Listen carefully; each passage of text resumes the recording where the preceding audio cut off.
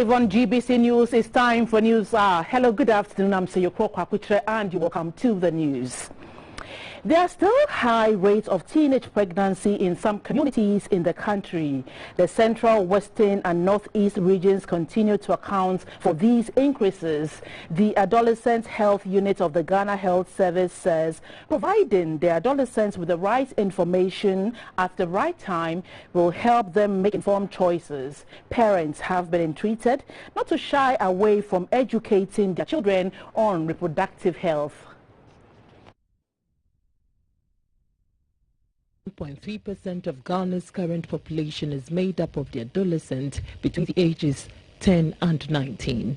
This is projected to increase by 33%, equivalent to 8 million in 2030, with 3.9 million being girls. As a young population, with about 37.2% being those under 15 years of age, 47.3% made up of those under 20 years, the Adolescent Health Unit of the Ghana Health Service, together with its partners, considers this a cause for concern. If Ghana seeks to achieve gender equality by 2030, we need to ensure that, for example, the young girl in primary 4 today, by 2030, is in a higher education, is in a tertiary institution, and not out of school on street, pregnant with children and finding it difficult to make ends meet. The Adolescent Health Promotion Unit of the Ghana Health Service has, together with its partners, developed the Midwives Peer Educator Guide to provide information on adolescent health and rights. The book has about 18 topics on adolescent health and basic life skills coaching. The Midwives program will be implemented in areas and districts that have high teenage pregnancy issues and adolescent health challenges. They include some communities in the Central Region, Northeast, Ningo Pram in the Greater Accra Region, Tema Metro, Asante Achim in the Ashanti Region, and the Bono Region. We initiated the Midwives program, which is a community-based life skills and SRH, so that young people will be taught some life skills that will help them to navigate issues of adolescence and their development and how they come out as successful adults. As a result of peer pressure, poverty, lack of education, lack of knowledge and other societal challenges, most adolescent girls in Ghana fall prey to early pregnancy that disrupts their education and health. At a media training on adolescent sexual health rights, ASHR in Accra, journalists were schooled on some of the terminologies in that field. The engagement provided knowledge and the need to appreciate the challenges adolescent girls go through in their effort to resist sexual advances. An otolaryngologist, Dr. Kenneth Baidu, has hinted that the younger generation between ages 30 to 40 are more susceptible to throat cancer. According to Dr. Baidu, there are counts of countless young people reporting to hospitals with throat cancer, which narrows down to the practice of oral sex among them. Oral sex involves using the mouth, lips or tongue to stimulate your partner's genitals or anus. We have on the phone line Dr. Baidu to educate us on the dangers of oral sex. Good afternoon, Doctor. Good afternoon. Well, a lot of people will find this particular topic as intriguing. You see, this is what somebody can say, bedroom affairs, you know. First of all, may we know what throat cancer is about so that we can narrow this down to oral sex? Right, so throat cancer involves the growth of abnormal cells in the throat, particularly in the oropharynx, that's the back of your mouth. And when this happens, well, because of abnormal growth, it develops pain, swellings on the nerves, difficulty eating. Then we are supposed to take some of the specimen in the lab and then report on it whether that is a cancer, and then what treatment. So now that we know what throat cancer is about, can you also tell us the basis on which you asserting that oral sex can lead to throat cancer. Has there been any research to confirm this? Yes. Worldwide, it's increasing. Some data I reviewed reported a 225% increase in throat cancer caused by viruses. And the virus is human papilloma virus, the type 16 and 33. So these are sexually transmitted viruses. So how do they get into the throat? And the only reason is noted in people who have oral sex.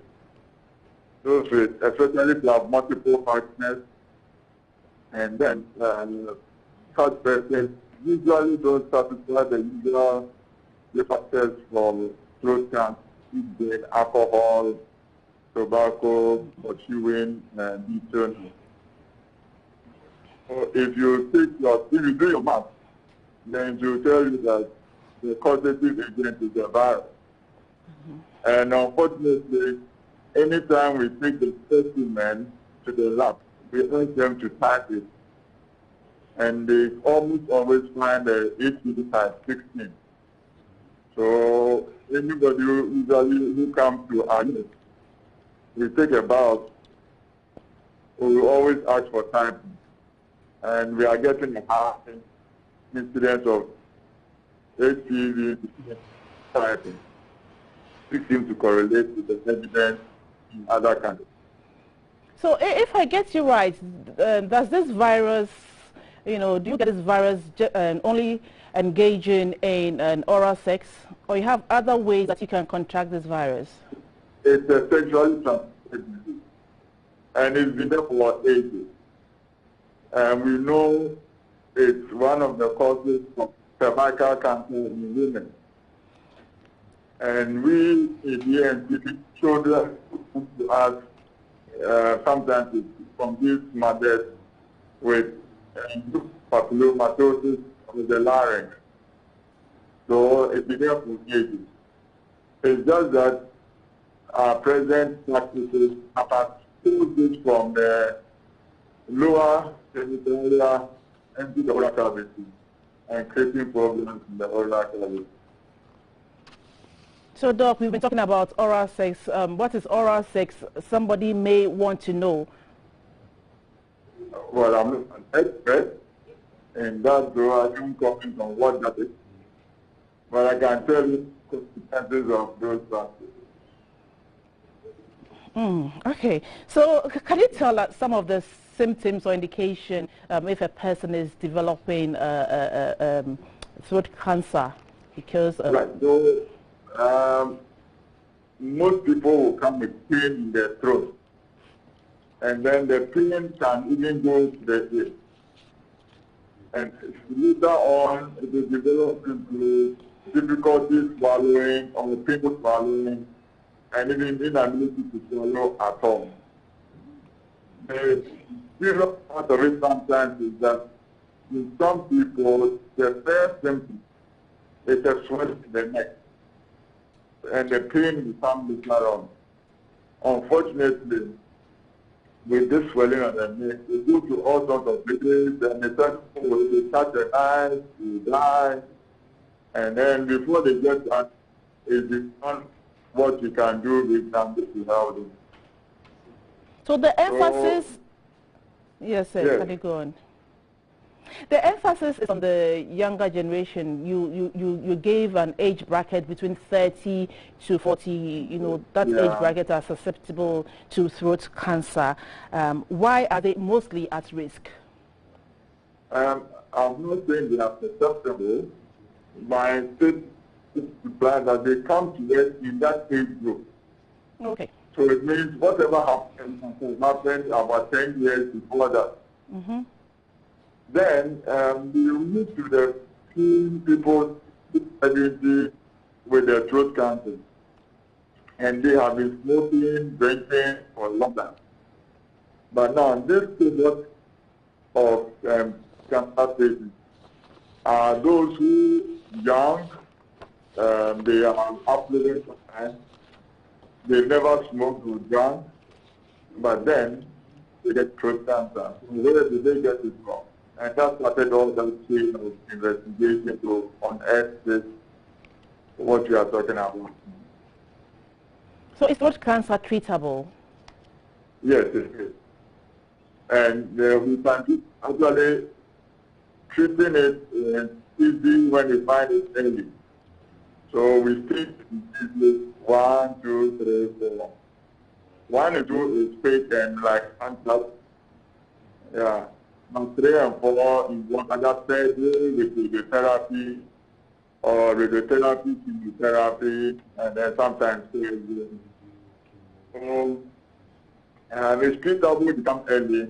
If it becomes late, we can do a lot for you, but the benefit is not always desirable. So does this lead to death? Sorry? Does throat cancer lead to death? Yes. If you don't come early, you definitely survive. All right. So finally, what advice will you give to people who find pleasure in oral sex? I'll just say, if you want to extend your life beyond your youth, think right. Thank you very much, Dr. Baidu. Thank you so much for your time. Now, the Vice President, Dr. Muhammad Bawumia, has officially opened the 2021 World Skills Ghana National Competition and TVET Expo in Accra. The plan is to harness the potential of the Ghanaian youth and nurture their skills to shine on the world stage. When he opened the expo, Dr. Bawumia said, "This is critical because we live in a world of skills and not a world of degrees, and taking the right steps to groom and develop such skills of the youth to make them global competitors is the best way to go." The World Skills is a global hub for skills excellence and development. It is a platform for international cooperation and development between industry, government, organizations and institutions. World Skills promote the benefits of and the need for skilled professionals through grassroots community projects, skill competitions and knowledge exchange. Ghana has been part of the association since 2018. The National World Skills Competition puts a lot of emphasis on how important skills education and training is for youth, industries and society by challenging young professionals around the country to become the best in their respective skills area. This is through its competition dubbed the National Skills Competition and TVET Expo to reward young people with brilliant ideas. There are 14 skills areas for this year's competition, ranging from welding, bricklaying, carpentry, mechatronics, software solutions for business, graphic design technology, fashion technology, and beauty therapy, among others. 73 young Ghanaian youth are competing. Dr. Fredchi Asamoah, Director General Commission for Technical and Vocational Education and Training, said the competition is now a grooming ground for TVET transformation in Ghana. TVET, we all know, provides the youth with relevant skills to make them ready for the job market as we are entering this complex world. It also boosts the employability of adult workers through skill upgrade and reskilling. Germany's ambassador to Ghana, Mr. Bernard Cook, said Germany will assist Ghana to develop her skills training. You need qualified labor if you want to attract investment, either foreign or national investment. And so this is why we believe this is crucial, and this is why Germany was ready to provide over the last 5 years 50 million for the TVET sector. TVET designed a very exciting voucher program and is implementing it. And I just recently heard that the World Bank is so interested in chipping in and expanding this kind of model. Deputy Minister for Education in charge of TVET, Mrs. Chumampofo, said TVET education is growing and the Education Ministry will continue to invest in the sector. Gone are the days where you say you're going to do TVET. They will say that for Amma, she's so dull, she should go and learn some trade. For Kwesi, she can't do anything good, so he's all go and learn a trade. But we've gotten to a point where the state-of-the-art TVET equipment and investments in infrastructure that we're doing in TVET, we have realized that TVET is not meant for the second-class individual. but it's meant for the la creme, la creme. The Vice President, Dr. Mahmoud Baumia, said skills development is key on government agenda. A number of initiatives will be introduced to harness the potential of young people. For sustainable development, there is an urgent need for us to pay significant attention to training highly skilled human resources to serve as key drivers of the economy. A Ghana beyond aid could only be possible when the youth are equipped with competitive global skills and introduced to various skilled careers. We are today in the world of the fourth industrial revolution. It is a world of skills. It is not a world of degrees. And I'm happy that Ghana is the first country in West Africa to join World Skills International. One lucky winner out of the 73 competing will represent Ghana at the Africa World Skills Forum in Namibia. The government is to roll out a new policy direction to digitize and modernize premix fuel distribution and the cocoa sector. At the closing ceremony of the 4-day Metropolitan Municipal and District Chief Executives Orientation Conference in Accra, the Vice President, Dr. Mahamudu Baumia, said these measures will sanitize and improve these sectors. He says it will ensure efficiency and better the lives of the players in these sectors. These 250 metropolitan, municipal and district chief executives have been endorsed by their respective assemblies to serve as the link between the central government and administrators at the local level to spearhead government's development projects and policies. As standard practice, both the old and new chief executives are required to go through this orientation conference to increase their awareness of Ghana's governance framework and the job requirements of the chief executive. Their duties as chief executives were laid bare at the forum, and they were also equipped with the knowledge, skills and attitudes needed for effective leadership. Officially, the orientation conference has ended, but first-time MMDCEs will receive further training on their new office. At the closing ceremony, the Vice President, Dr. Mahamudu Baumia, urged them to focus on the government's transformation agenda and asked that they translate them into development projects at the local level. You have a very, very important role to play in the transformation of this country and in the success of this government.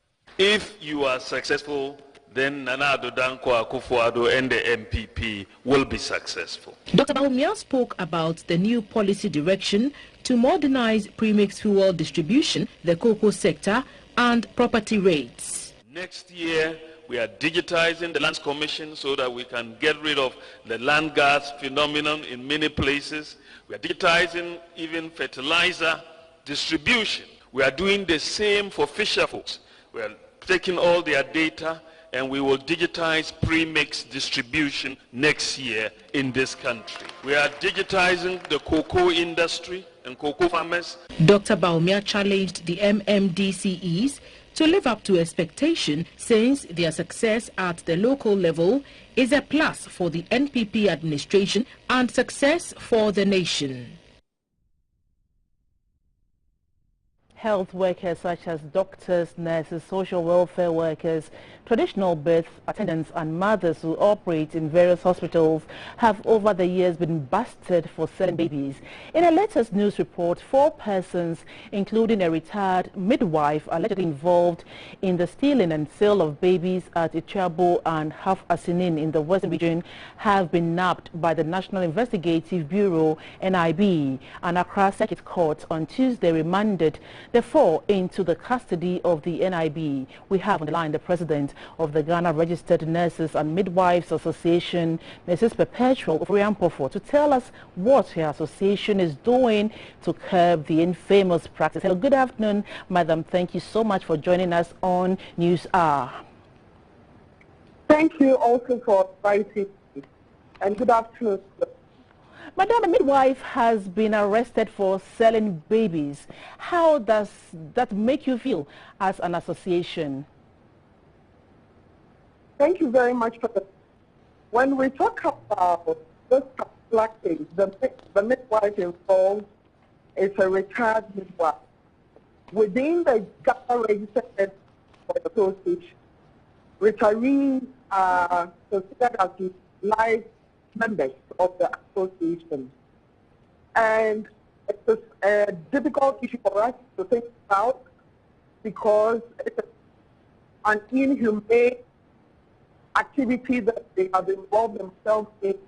It is unethical and it is criminal. And for us, we feel that the law has taken its course. And we cannot show even a involved in any way. So you describe this practice as unethical, inhumane, and criminal. Can you please hazard a guess why health workers or some health workers are engaged in this practice of selling babies? It's deeper understanding of it as well, because when you look at the kind of training that midwives go to, it is such that it affects you with legislative skills and all the that you need to understand, the standards, the protocols. When you take midwives, for example, in Ghana, you can have those who go into street diploma training. We have post-nap, we have those who have degree, and then we have the specialists at the Ghana Council of Nurses and Midwives. At all these levels, they are trained with the necessary knowledge and skills to appreciate the patient and the client and to understand the humanity attached to our practice as professionals.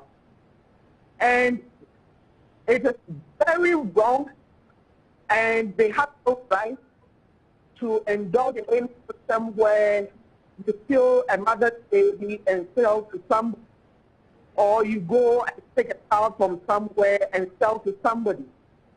It is inhumane. It is criminal.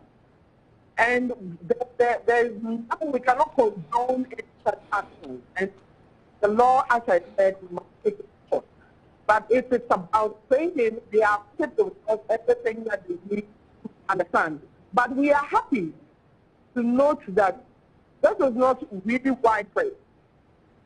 Issues that come up with such background are, let me say, rare. It comes up once in a while. And sometimes the professionals, that is midwives or nurses, are implicated with other people involved.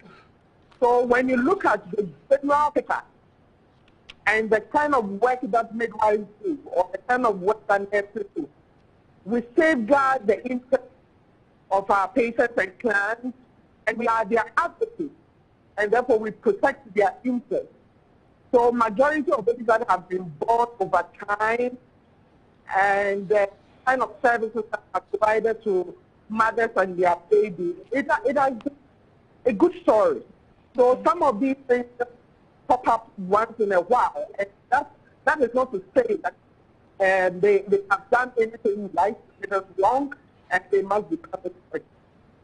Okay, so what punishment or what kind of forms of punishment will be at stake for those who indulge in such practice? In fact, when it comes to the Ghana Registered Nurses and Midwives Association, we are the trade union that holds the collective target certificate for all nurses and midwives in Ghana. And I must say that when it comes to regulation and practice, it lies within the domain of the Nurses and Midwives Council.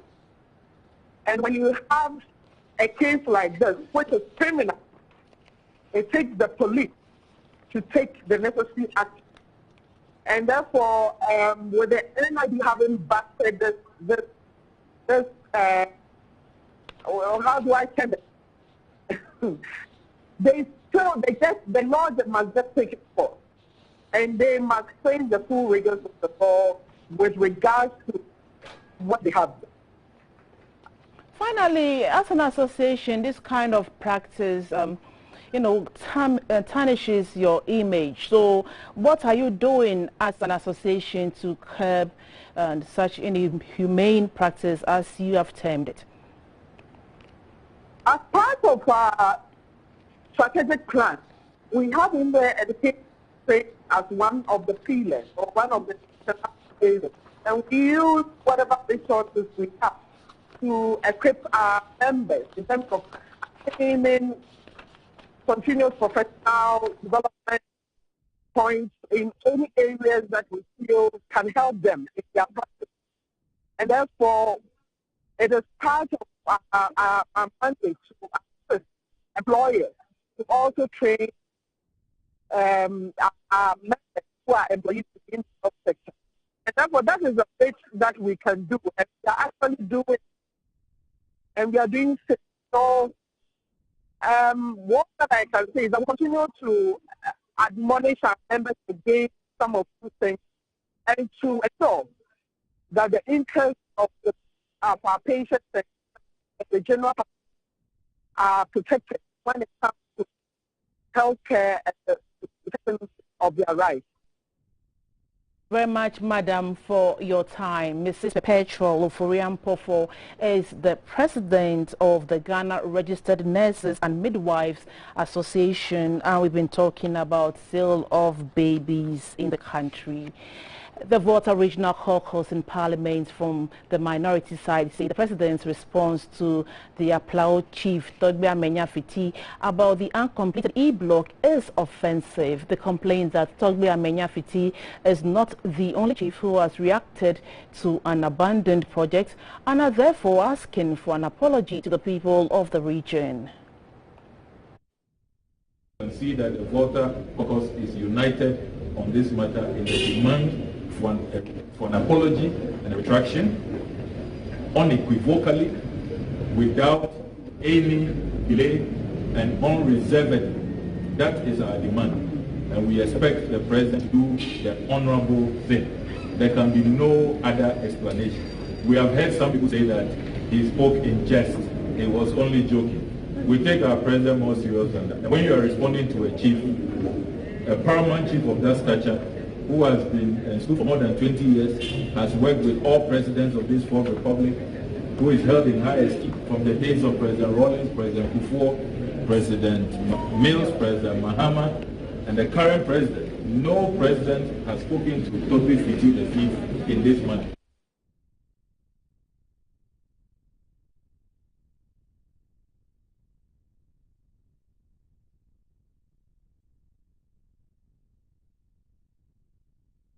Within the next 2 years, the Leukemia Project Foundation is expected to construct a fully equipped Center for Hematology and Clinical Genetics at the Kolebu Teaching Hospital. It will provide accurate diagnosis and comprehensive management of sickle cell disease and leukemia when completed.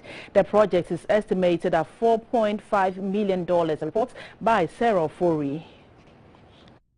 The Kolebu Teaching Hospital revealed that 2% of newborns screened have sickle cell diseases, and for every cancerous case seen among adult patients, 41% constitute acute leukemia. Children are also not spared from blood-related disorders. Exposure to radiation, chemotherapeutic drugs, insecticides, benzene, malaria, and other viruses are some predisposing factors. We don't have a dedicated ward, an inpatient ward for them, and that is a big problem.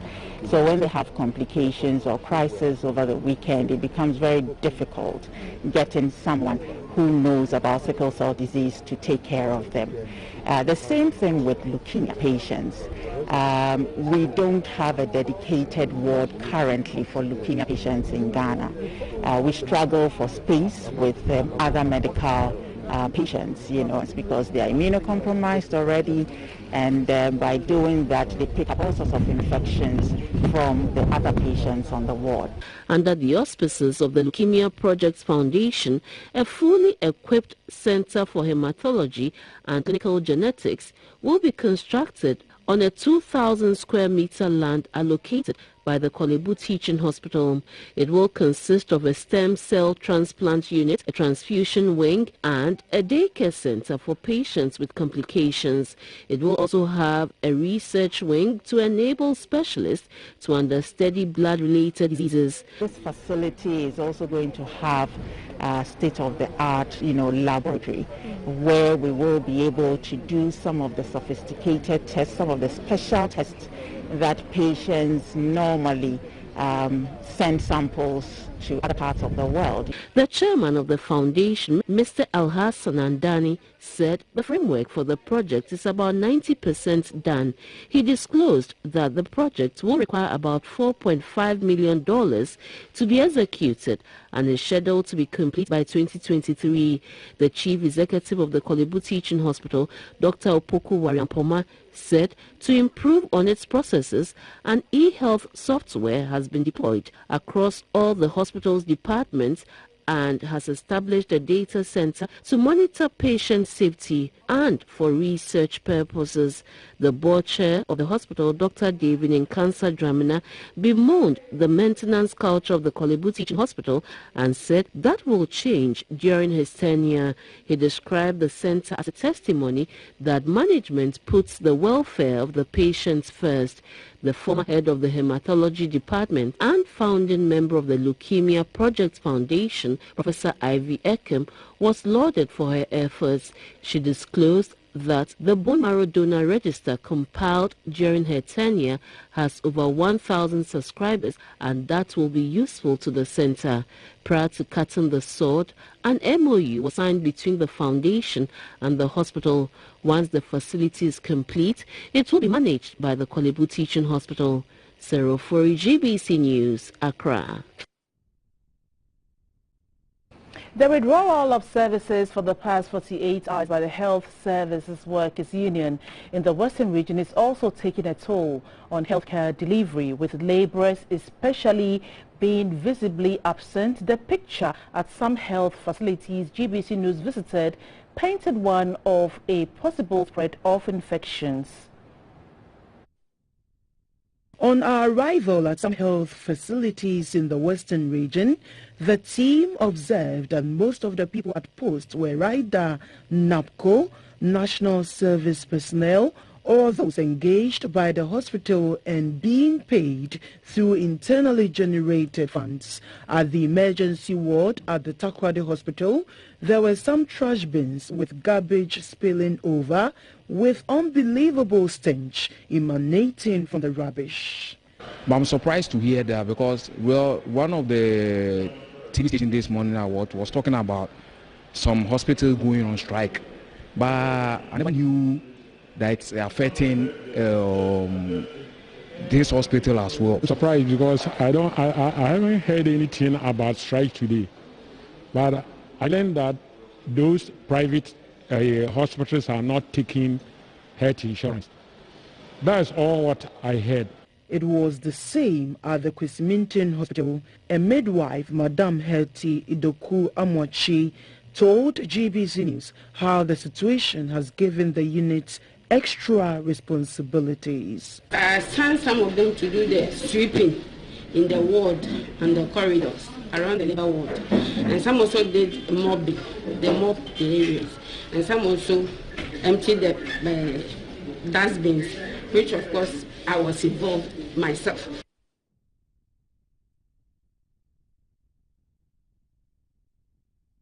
The Ministry of Food and Agriculture has received a check for 10,000 cedis in support of this year's Farmers' Day.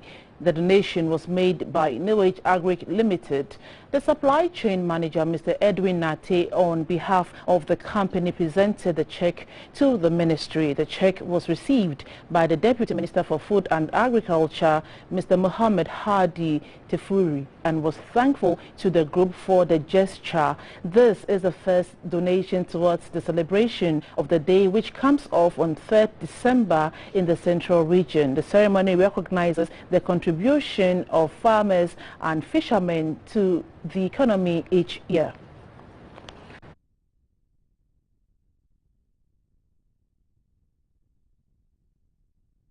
You're still watching News Hour live on GBC News and GTV. Taking a short break. We'll be back with the business segment. Please stay on.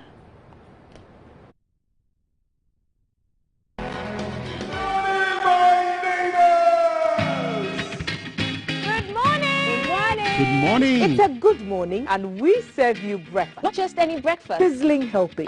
And there's much more on offer on GTV. So what's your